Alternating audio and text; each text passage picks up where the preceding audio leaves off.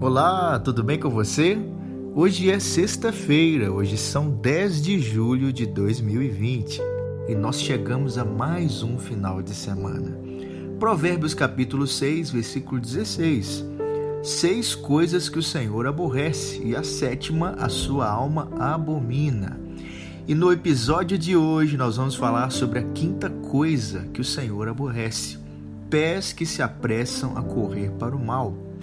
Nós vimos no último episódio que desde a antiguidade a mente do ser humano está muito mais inclinada para a maldade do que para a bondade, e isso por causa do pecado. Mas a fé em Jesus nos coloca num processo de transformação, onde esta mente e este coração entram em sintonia com a mente e os pensamentos de Deus. Então vamos lá.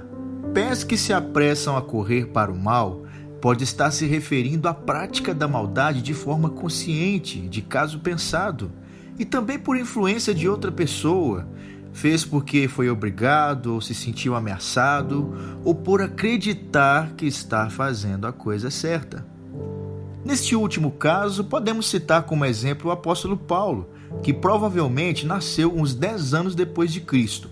E na ocasião do apedrejamento de Estevão, ele é mencionado como um jovem, Atos capítulo 7, versículo 58. Ele que era da tribo de Benjamim e foi criado numa família judaica devotada e mais tarde veio a tornar-se um fariseu. Mas a partir da morte de Estevão, uma grande perseguição se levantou contra os seguidores de Cristo. Paulo, que na época se chamava Saulo, se uniu aos perseguidores e ainda ofereceu voluntariamente seus serviços aos líderes religiosos de Jerusalém da época. Ele perseguia de forma tão violenta que a Bíblia diz: "E Saulo assolava a igreja entrando pelas casas e arrastando homens e mulheres, os encerrava na prisão." Atos capítulo 8, versículo 3. E se você quiser saber mais sobre a vida e a conversão do apóstolo Paulo, leia os capítulos 8 e 9 de Atos. Agora vamos fazer uma aplicação pessoal. Provérbios 19, 2. Agir sem pensar não é bom.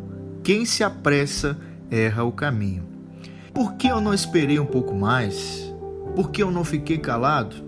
E agora o que é que eu fui fazer? Provavelmente você já escutou alguém falando dessa forma, ou quem sabe já disse consigo mesmo. Mas vamos deixar o passado no passado. Águas passadas não movem moinho. É daqui para frente. Então que tal pensar um pouco mais antes de falar? Pensar um pouco mais antes de agir? Pensar um pouco mais antes de dizer um sim ou um não. Mateus capítulo 5, versículo 37. Seja, porém, o vosso falar sim, sim, não, não, porque o que passa disso é de procedência maligna.